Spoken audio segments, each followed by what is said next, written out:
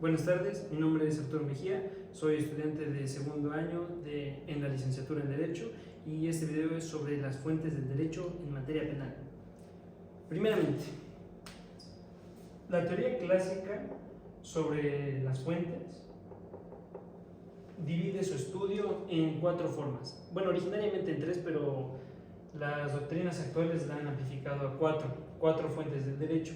Sin embargo, cabe mencionar que la doctrina original, o bueno, la teoría, su origen, no se refería a las fuentes que ahora vamos a exponer como originarias del derecho. Él establece básicamente que el derecho viene de la sociedad en la que regula. Por eso es que el sistema jurídico que tenemos en México y que podríamos tener que se tiene en Estados Unidos, en Medio Oriente y en otros países, difiere mucho con las disposiciones que protege el código, la Constitución en Estados Unidos mexicanos. ¿Por qué? Porque la sociedad es diferente, y como la sociedad es diferente, pues se tienen que regular principios que diferentes sociedades consideran más o menos importantes. Ahora, una vez establecido eso, encontramos que estas fuentes más bien son manifestaciones del derecho. La verdadera fuente es la sociedad y su comportamiento. Ahora, de estas tenemos 4. Primero, las fuentes reales. ¿Las fuentes reales a qué se refieren? Las fuentes reales son toda condición o toda realidad social o fáctica que impulse la creación de nuevo derecho.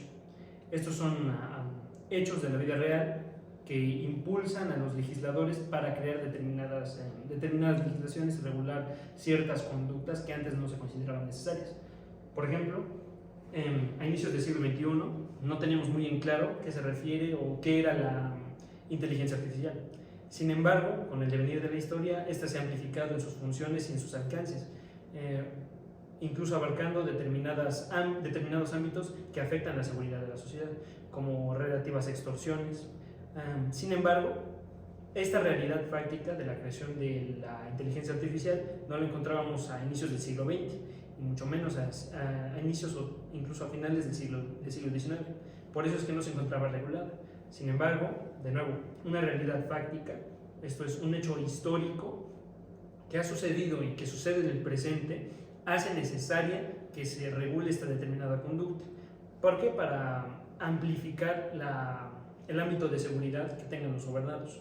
Por eso es que las fuentes reales se refieren a condiciones sociales que impulsan a los legisladores a legislar para proteger determinados factores de la vida social que antes no se encontraban, pero que ahora son necesidades imperantes.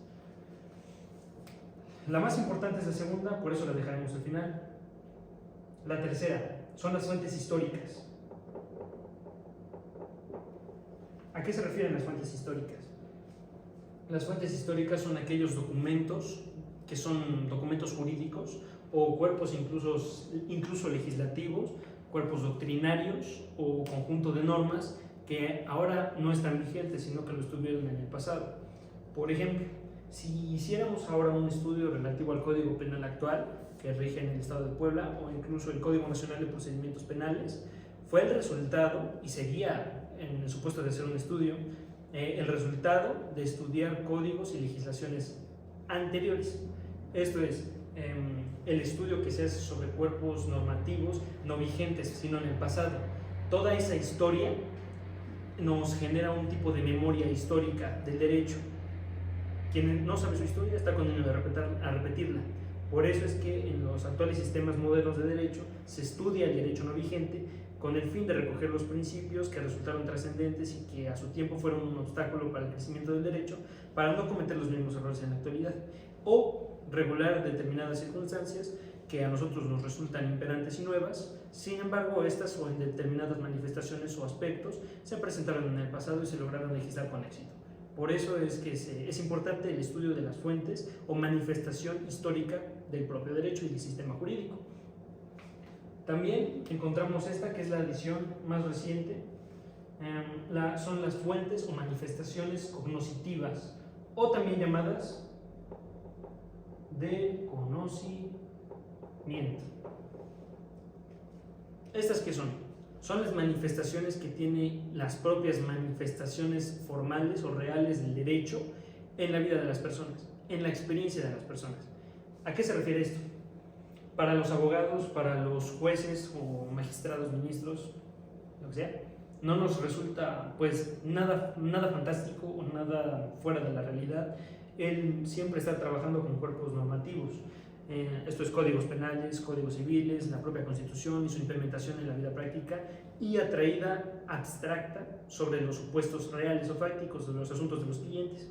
Sin embargo, para la persona, para el civil normal, que no estudia derecho y que no está obligado a conocer el sistema jurídico, para aquellos ciudadanos que se dedican a otras profesiones, la manifestación del derecho a ellos viene de dos maneras. Y es a lo que se refiere la fuente cognoscitiva o del conocimiento, la experiencia que tienen las personas que no necesariamente lo estudian en su vida con el derecho, y las tienen de una forma directa o indirecta. ¿A qué se refiere con la directa? La directa son aquellas que obligan. Por ejemplo, un determinado ciudadano, una persona que se dedique al comercio o a los negocios internacionales, si se encuentra con un cuerpo normativo que regula y está vigente en su respectivo estado, en el supuesto o en la circunstancia que se pueda encontrar, se verá obligado a obedecerla. ¿Por qué? Porque esta la obliga directamente.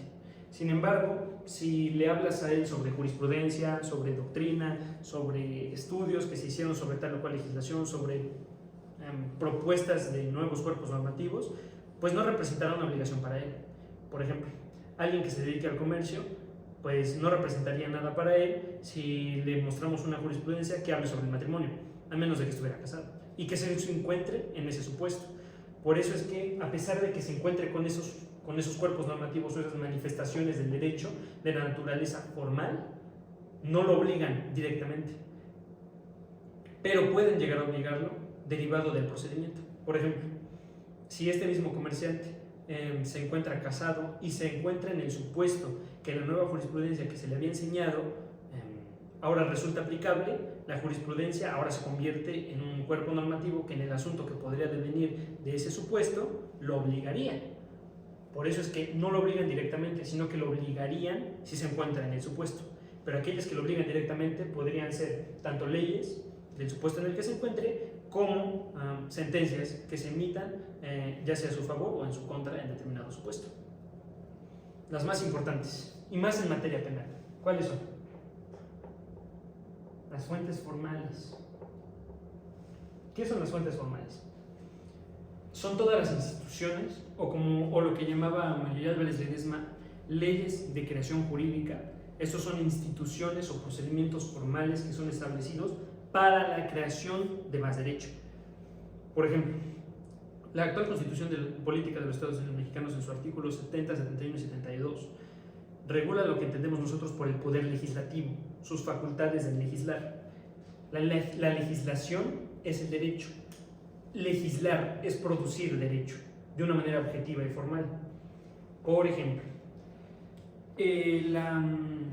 ¿cuál ejemplo? La legislación, en su artículo 71 y 72, la Constitución, establece cuál es el procedimiento legislativo. ¿Qué es el procedimiento legislativo?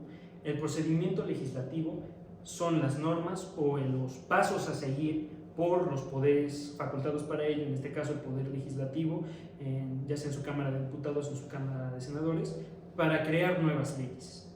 Son muchos formalismos que últimamente se han violado demasiado, pero significa que hay un proceso formal para que los órganos facultados para ello creen nuevas normas. El resultado de seguir asertivamente esas normas de producción jurídica es la propia ley. La ley que ya vigente, cumple con las características de ser coerciva, obligatoria, general, y abstracta. Desde el momento que se crea, por el hecho de cumplir con todas las formalidades que la propia ley estableció para su creación, esta ley obliga, es oficial, es vigente. Sin embargo, a eso se le llama la norma objetiva, ¿ok? Entonces, las fuentes formales son aquellos procedimientos establecidos para crear nuevas normas que obliguen, que sean vigentes. que se encuentren con todas las características que ya obligan que en caso de su inobservancia el poder político puede ejercer la coacción para obligarnos a observarlas. También es general porque se aplica a todas las personas indistintamente que se encuentren en los supuestos. Es abstracta porque abstrae todos los supuestos que por analogía en materia civil, más no en materia penal, como lo averiguaremos más adelante, abstrae todos los supuestos que se le parezca o que regule expresamente, vinculando los supuestos a las consecuencias jurídicas que establece la misma. ¿Ok? Esas son las fuentes formales, la propia ley. Ahora, incluso dentro de las fuentes formales podemos encontrar que estas son originarias y derivadas. ¿A qué me refiero con originales?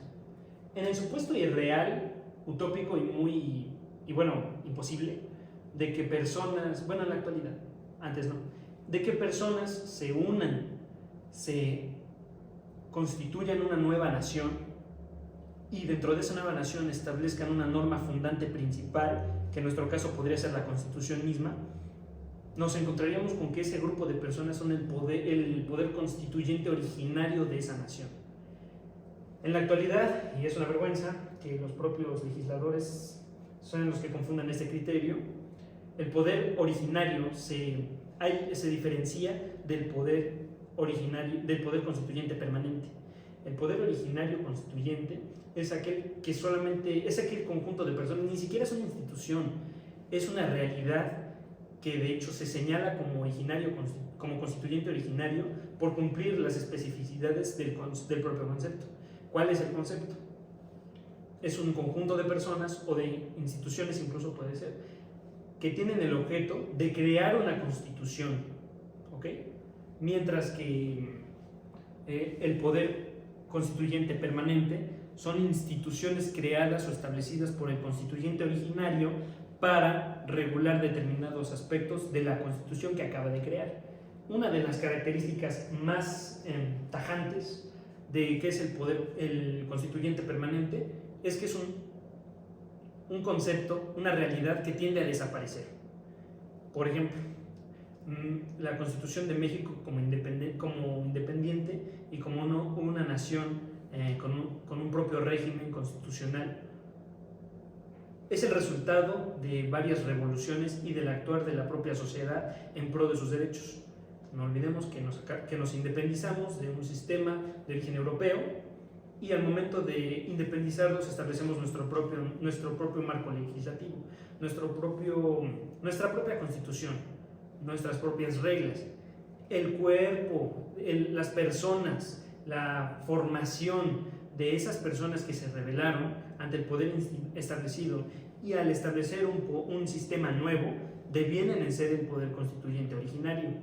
Y las normas que establezcan para la regulación de su nueva nación, que por ende son las normas fundamentales, en nuestro caso la Constitución, son las fuentes formales por cumplir con lo establecido y considerarse como vigentes, por considerarse coercibles, abstractas, generales, devienen en ser formales, pero por ser por ser originadas por el constituyente originario y siendo fuente formal y fundamental de todo el demás sistema jurídico, devienen en ser las fuentes formales originarias, mientras que las fuentes formales derivativas son todas aquellas normas y leyes que devienen del originario. Nuestra Constitución, en su artículo 133, establece que se considera como la ley suprema de la Unión. Primeramente establece que es la propia Constitución, luego las leyes que el Congreso de la Unión expida, que derivan de ellas, y los tratados internacionales. Como vemos, tanto los tratados internacionales no devienen de la Constitución, pero uno de los procedimientos para implementar derecho internacional al derecho mexicano es primeramente la fase del reconocimiento o de la ratificación de parte del Senado. Esto es el Senado dando la venia a que se celebren tratados internacionales, a que se acepten y se incorporen los tratados internacionales al sistema mexicano. Después de la ratificación o permiso, si así se quiere considerar, del Senado relativo a la celebración de un tratado internacional por el titular del Ejecutivo, hay todavía otro proceso de incorporación de los tratados internacionales al sistema mexicano. Por ende, devienen de cierto modo de la Constitución, no en fondo, pero sí en forma. También encontramos que las leyes ¿cómo se llama? Las leyes que produzca el Congreso de la Unión, esto es la Cámara de Diputados, Cámara de Senadores, el Poder Legislativo, vaya, de la propia Constitución, que devengan de la propia Constitución, también representarán el poder, la ley suprema de toda la Unión. ¿Estas qué son? Las leyes federales, leyes generales, y también, por ende, por ser parte de ese pacto federal, las normas básicamente que establezcan, que tengan una vigencia local al interior de cada estado o entidad federativa, también de cierto modo devienen de la propia Constitución, porque es una facultad en su artículo 124 que la Constitución le confiere a las entidades federativas. Ahora, vemos cuáles son las fuentes propias del derecho penal, que es muy diferente a las fuentes del derecho formal, del derecho general. Sin embargo, se encuentran dentro. Encontraremos que las fuentes propias del derecho penal son principalmente las formales.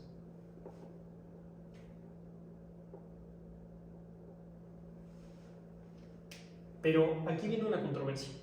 Dentro de las fuentes formales derivadas, aquellas leyes que ya son reglamentarias, por así decirlo, de todo el precepto que es la Constitución, que sería la fuente formal originaria, encontramos que hay tanto directas como indirectas.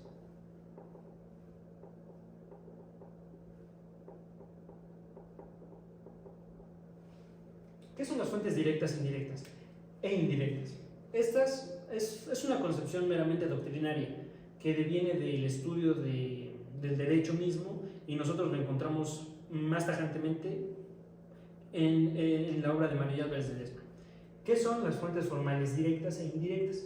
Las fuentes formales directas son aquellas que precisamente por su mera naturaleza constituyen nueva ley, mientras que las fuentes formales indirectas son aquellas que, a pesar de su existencia, no son directamente ley, sino que ayudan a la interpretación y la aplicación de la propia ley. Encontramos que las fuentes formales del derecho penal son las fuentes formales directas. Es por el principio de legalidad que aquello que se sanciona y aquello que es identificado como delito es exclusivamente lo que la ley señale por delito, por conducta delictiva, y se impondrá la pena, medida de seguridad o sanción que establezca la propia ley, no la interpretación, no la doctrina, no la jurisprudencia, no los principios generales de derecho, exclusivamente la ley. Esto para proporcionar al ciudadano y al potencial imputado de una seguridad jurídica, de que se le va a juzgar, se le va a señalar o acusar una conducta que la propia ley señale como delito, no el arbitrio de un juez. También se le impondrá una pena que no es el arbitrio de la sociedad ni de un poder inquisitivo, sino por una ley que todos conozcan. ¿Para qué? ¿Para qué? Para que todos tengan la seguridad de que no se va a condenar a una persona por un acto nuevo que el propio juez señale como delito, ¿sí? Sino que se le condenará, se le señalará y la sociedad le pedirá el rendir cuentas por conductas que la propia ley establezca como delito. ¿Ok? Dentro de las fuentes directas encontramos, todavía más amplio, la propia ley. Encontramos que son leyes federales, leyes generales, leyes locales, propiamente establecidas. Estos son códigos, estos son reglamentos, leyes generales, leyes federales, con su respectiva jerarquía, pero es ley. Ahora, también encontramos que dentro de las fuentes formales podríamos encontrar los tratados internacionales, o también las leyes o las leyes individuales. Primero, ¿qué es la ley? Y más que nada como fuente formal del derecho penal. El artículo 14 constitucional establece que en los juicios de orden penal queda prohibido el imponer pena, ya sea por simple analogía o aún por mayoría de razón, pena alguna que no esté decretada por una ley previa y que no sea exactamente aplicable al delito de que se trata. ¿Esto qué significa? Es el principio de legalidad. El principio de legalidad reza que en principios son nulo in pena sin el eje, nulo in crimen sin el eje. Esto es, no hay delito sin ley y no hay pena sin ley. Las conductas delictivas son aquellas que señala la propia ley, no las que se invente el juez o el legislador, bueno, sí el legislador, pero ya en aplicadas a la ley. También, ¿cuáles serán las penas que se impongan? No la que la propia sociedad o el juez establezca, sino la que la ley señale para determinada conducta. Pero encontramos en derecho penal que la fuente formal, la fuente única del derecho penal será la ley. Por lo mismo, entonces, los tratados internacionales, bueno, las leyes individuales se refieren a aquellas que no afectan la generalidad, como las sentencias, los contratos, más bien son un ejercicio de abstracción. Esto es de llevar lo general de la ley a la aplicación de los individuos, pero eso no aplica mucho en materia penal. Encontramos que la única fuente formal del derecho es la ley, la única fuente del derecho penal es la ley. Ahora, esto en disparidad a lo que se encuentra como fuentes formales indirectas, que son aquellas que ayudan a la interpretación del derecho, como que podría ser la jurisprudencia. La jurisprudencia, los principios generales de derecho, o la costumbre.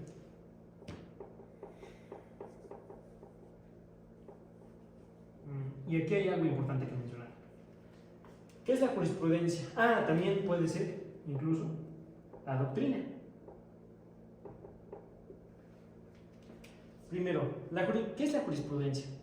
La jurisprudencia son lineamientos que establecen los criterios a través de los fallos de los jueces, los criterios para la interpretación y la aplicación de la ley. Pero es precisamente eso, la jurisprudencia no es nueva ley. Los jueces, los miembros del Poder Judicial no representan nuevos legisladores, ellos no pueden hacer nuevas leyes, sino que los fallos y los criterios que establezcan a través de su razonamiento mediante las facultades que la propia Constitución les otorga, no representan ley, representan interpretación y aplicación de la ley, son criterios orientadores y hasta incluso obligatorios para la aplicación del derecho y su correcta interpretación, pero no representan ley. Por eso es que en materia penal la fuente única es la propia ley. La jurisprudencia, a pesar de que obliga en la interpretación, obliga en la aplicación de la propia ley. No es que los jueces puedan inventar a su criterio nuevas leyes, ¿ok? También encontramos la costumbre.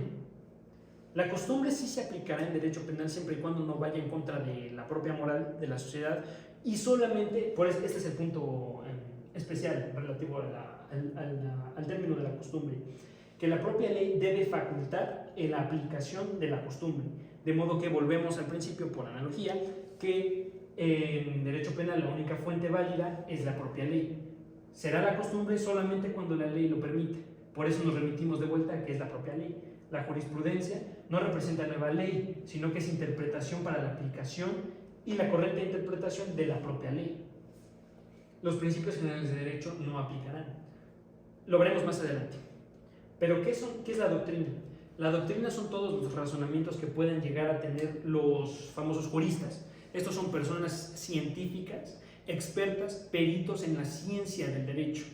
Por ende se dedican a hacer obras, como lo pueden ser diferentes libros, que son material adicional para incrementar en el conocimiento del derecho, más doctrinal y teórico. Y pueden representar lo que en su tiempo en el sistema romano eran los jurisconsultos, que eran creadores del derecho, a través de su interpretación y de su sabiduría y de la aplicación de los principios. Pero en derecho penal, en derecho civil y por ende todas las demás materias, pues se permite, dependiendo de la propia interpretación del artículo 14 constitucional, pero en el 14 constitucional se establece una formalidad especial y más segura del derecho penal. ¿Por qué?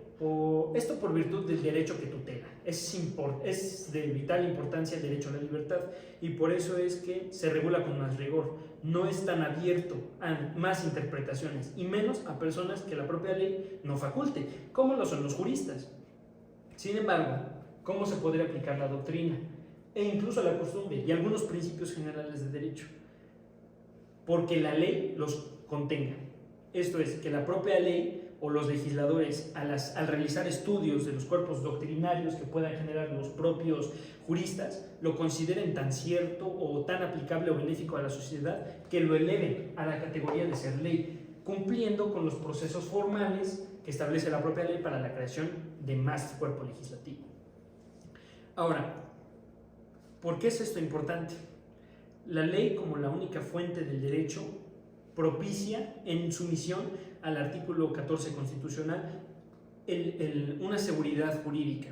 Esto es, que las personas solamente serán condenadas o solamente podrán ser, en términos un poco más legales y actuales, vinculados a proceso por la investigación de una conducta que la propia ley señale como delito. A esto se le llama tipicidad.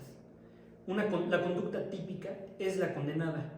La tipicidad se refiere a que la propia ley señale determinada conducta como delito, de manera expresa. Volvemos al artículo 14 constitucional, en su tercer párrafo, establece que en los juicios de orden criminal, mala terminología, pero se refiere a la materia penal, en los juicios de orden criminal queda prohibido el imponer, ya sea por analogía, el estudio de las cosas iguales. Estos son razonamientos o entelequías que el juzgador o ministerio público o incluso la la defensora podría hacer sobre la conducta delictiva, asimilándola a una que sea parecida. Sin embargo, esto está prohibido, y más para imponer las penas, que ya es responsabilidad de los jueces. Por eso es que en materia penal los jueces se apegan al derecho, no es a su arbitrio el pensar, yo te condeno porque evidentemente eres una persona malvada. Lo que se podría llegar a condenar es que la persona haya observado una conducta que exactamente encuadre con el tipo penal que señale la propia ley. Eso propicia seguridad jurídica. Es tanto un límite para la autoridad que juzga como para una garantía de protección y de inmunidad al ciudadano, que observe tal vez conductas que sean sí tal vez repulsivas para la sociedad, pero que no constituyan un delito. Por ejemplo, el adulterio o la infidelidad en el matrimonio, a pesar de ser una conducta que por lo general la sociedad repudia, no es un delito, y por no ser un delito no puede un adúltero ser enjuiciado o condenado por observar ese tipo de conducta que la sociedad sí condena, pero no la justicia, no la ley. De igual manera, cuando una persona es de tal manera desagradable a la sociedad como lo podría ser algún pariente de algún criminal famoso, las personas por lo general asumen que la persona también es culpable. ¿Pero por qué? Cuando tal persona, por ejemplo, la esposa o algún familiar de un narcotraficante famoso que haya sido condenado y que se sepan a ciencia cierta que ha observado conductas extremadamente dañinas y señaladas por la ley como delito, si la sociedad llegase a apresar o a prender al familiar y lo llevasen hasta el juez, esto es un caso hipotético porque hay muchas etapas procesales que se tendrían que subsanar para que eso fuese cierto, pero si se lo lleváramos al arbitrio de un juez, el juez no podría imponerle pena alguna por ser familiar de esta persona. Lo que procedería sería, primero, ¿de qué delito se le acusa? Si la conducta es señalada como delito, pues primeramente hay que señalarla. Ahora, incluso si se le imputase algún hecho delictivo que la propia ley señale como delito, habría que acreditar que precisamente lo cometió. Ahora, en el caso de no cumplir con los elementos del delito, si el Ministerio Público no logra acreditar que cumple con todos los elementos, entonces el juez, a pesar de ser una persona que la sociedad señale como repulsiva, no podría condenarle. Por eso es que genera un límite para lograr del juzgador y una seguridad para el ciudadano, sea quien sea, y habiendo cometido lo que haya cometido, siempre y cuando no sea una conducta señalada como delito. Perfecto. Ahora, ¿cuáles son las fuentes penales en el derecho positivo mexicano? Como señalamos, y de conformidad, con el artículo 133 constitucional, señala que la ley que es ley suprema de toda la Unión, la Constitución, en primer lugar, acá debería ser Constitución. las leyes que emita el Congreso de la Unión, que devengan de la propia Constitución en contenido, los tratados internacionales celebrados por el titular del Poder Ejecutivo y aprobados por el Senado, representarán la ley suprema de toda la Unión. Bueno, este es el ejercicio de esto y de esto, pero estas representan la propia ley.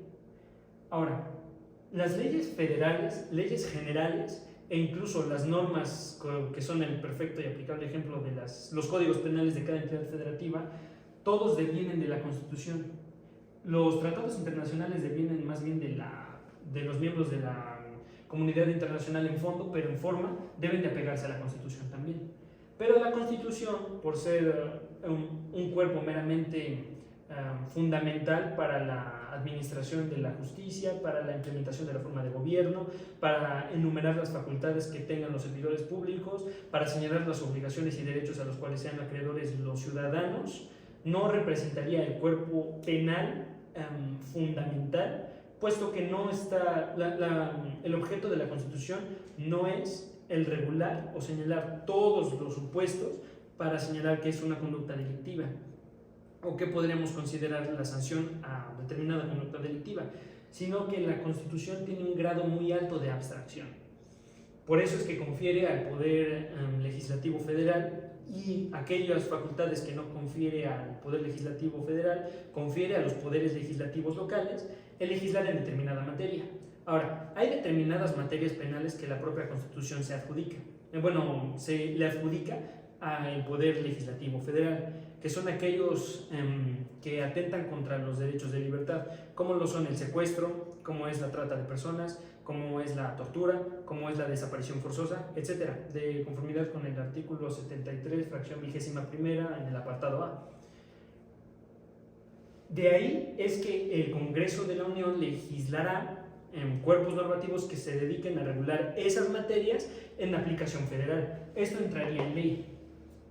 También, asimismo, en su artículo 124 establece que aquellas facultades que no se confieran a la Federación, o sea, se entiende que quedan libres a que la pueda abstraer las determinadas constituciones de las entidades federativas.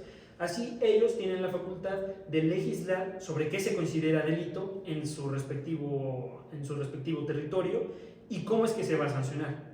Pero la ley sí ha establecido, la propia Constitución sí ha establecido que el proceso a través del cual se enjuiciará y se condenará a quien observe una conducta delictiva es facultad de legislar tal elemento al Congreso de la Unión. De ahí es que en la actualidad ha devenido el Código Nacional de Procedimientos Penales. El proceso ya es solamente uno al interior de la República Mexicana, pero la sustancia, el fondo del delito, qué se considera delito, qué tan grave es el delito para imponerle qué sanción, eso es el arbitrio de cada entidad federativa.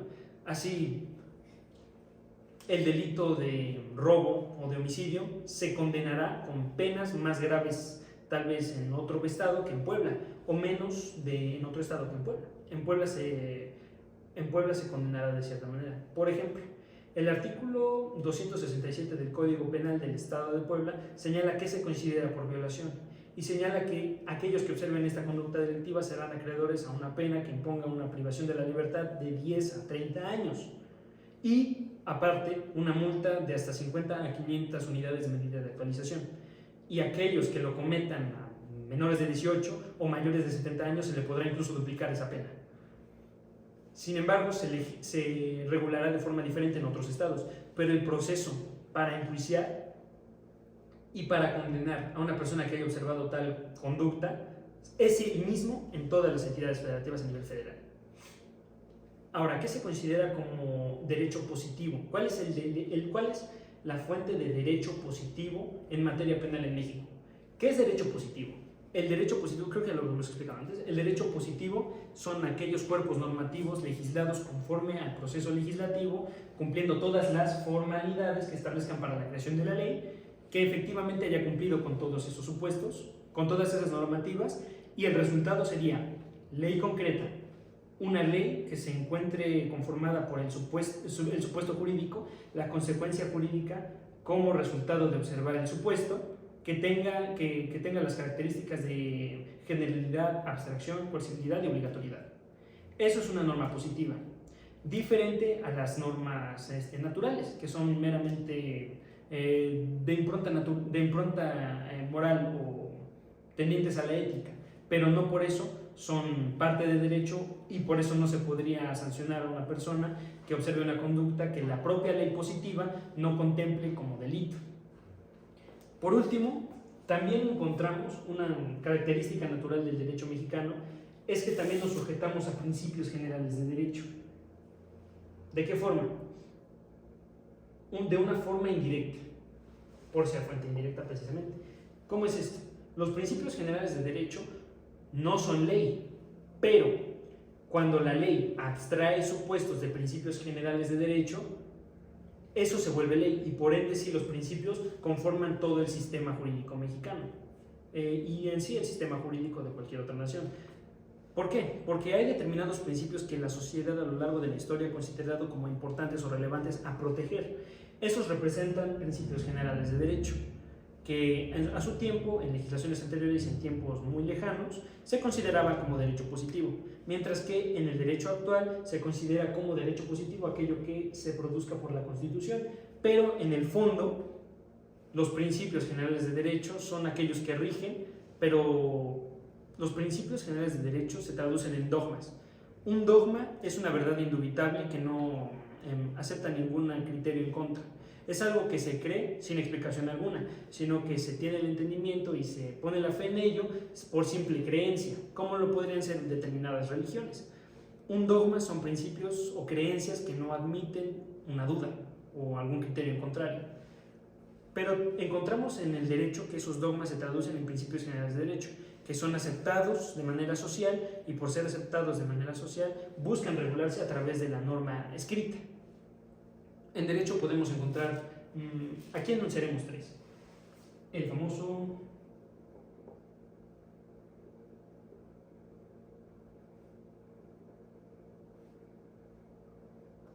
el nullum pena sine lege. ¿Qué significa? Que no hay pena sin ley.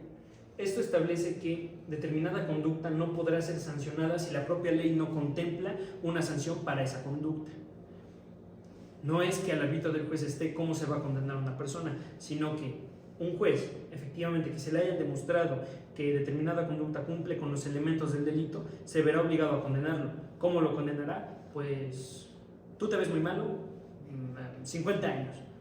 No, se debe de apegar a las normas sustantivas penales, que son en el caso de México los códigos penales de carácter federativa, aquellos cuerpos normativos que señalan tal conducta como delito y se le impone tal sanción. Mencionamos como ejemplo el artículo 267, el artículo 267 del Código Penal del Estado de Puebla, que señala el delito de violación. ¿Qué es el delito de violación? A eso se va otro principio general de derecho, o bueno, dogma jurídico penal, que es el nullum crimen sine lege. Ya podrán suponer qué significa. No hay crimen sin ley. Efectivamente, no puede existir el supuesto, está prohibido, que primero se observe una conducta y luego haya una ley, y luego se le pretenda imponer a esa persona. Quien cometa, volvemos al caso de la infidelidad. Si es que se comete la infidelidad y se lleva a tal persona al arbitrio del juez, el juez en ese momento señala que a partir de ahora se considera como delito la infidelidad y por eso te condeno, es precisamente lo que se pretende evitar con este principio. Y se consagra precisamente por el artículo 14 constitucional en su párrafo segundo, que establece que a nadie se podrá privar de su libertad o de su propiedad, posesiones o derechos, sino mediante juicio seguido por los tribunales establecidos previamente y en el que se cumplan los elementos esenciales, formalidades esenciales de un procedimiento y que se apeguen conforme a la ley previamente establecida. En otras palabras, ¿qué se refiere? Que primero debe preceder la legislación para la conducta delictiva para luego condenarla. En este caso se privaría de la libertad a una persona que haya cometido un acto delictivo porque la legislación lo señala como conducta delictiva con brevedad. no que primero se dio la conducta, luego se estableció que es delito y luego se condenó a la persona de la conducta. Precisamente los delitos y la naturaleza de delitos nuevos que puedan presentarse en la sociedad deberían de ser fuentes reales para la formulación de nueva ley que señale tal conducta como delictiva, pero por el principio de irretroactividad de la ley no podría aplicársele esa norma a la persona que inspiró tal legislación. Nullum pena sin el eje, nullum crimen sin el eje. Así como no hay un crimen que no se considere crimen, sino hasta que una legislación lo señale con prioridad al hecho, tampoco se le podrá imponer una pena a tal persona, sino hasta que cometa el delito con una norma legislativa que señale tal conducta como delictiva y le imponga una pena con prioridad a que lo haya hecho. También encontramos otro principio de derecho que sería el nemo iudex,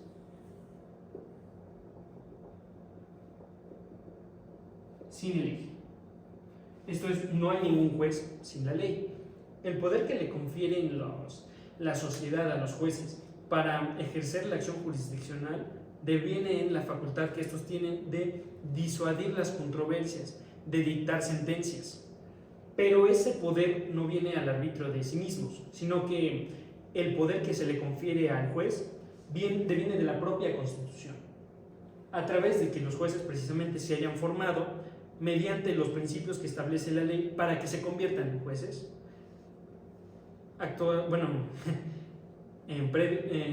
Hace un tiempo, ese método al cual las personas se tenían que sujetar a los procedimientos para convertirse en juez implicaban estudiar derecho, tener determinadas calificaciones, poder hacer carrera judicial durante años y efectivamente acreditar exámenes muy difíciles que les acreditasen las aptitudes necesarias para ser otorgados a ellos la acción jurisdiccional y convertirse en jueces. Actualmente las necesidades, los requisitos han bajado gradualmente, pero aún así quien se apegue a esos criterios podrá en determinado momento ser juez, porque haya cumplido con los requisitos que establezca la legislación. Y por último, encontramos el non